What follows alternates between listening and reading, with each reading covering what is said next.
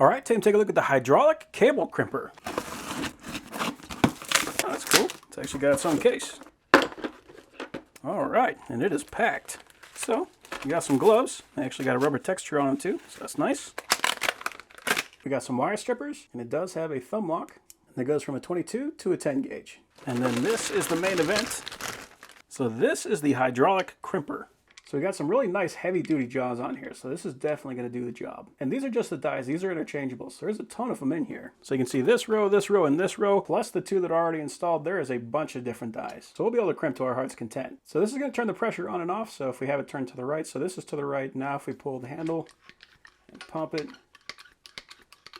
that is going to slowly squeeze. So it takes quite a bit of pumps, which is actually a good thing because the more pumps we have to put in order to get that to crimp, that means we're going to be able to get a much tighter crimp with less effort. If I turn this off, we can see it releases. So very easy thing to operate. So both handles are rubber, so that's nice. We got a nice big cylinder here. Then changing out these jaws is real easy. It's just magnetic. You can literally just grab it and pull it out, and then it'll just pull itself back in. You just want to make sure that you have it in this slot whenever you're putting it in, so that way it stays lined up, because you don't want to have this thing crooked like that.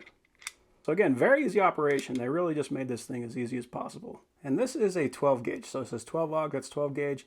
And this is the smallest one that they have. So 12 gauge is pretty small for anything. Like this is way overkill for a 12 gauge wire. But the fact that they put this in there is actually pretty darn cool. And if we take a closer look, we can see we got everything from, there's an 1/8 inch, 10 AWG, 8, 6, 4, 2, 1/0, and 2/0. So everything you need for larger cable sizes. So it looks like it comes with a second pair of gloves, which is pretty cool.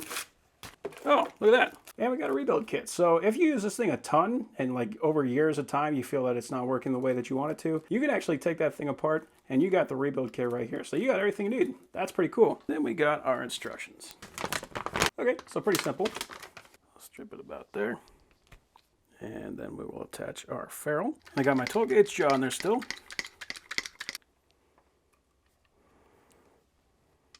And we'll crimp that down.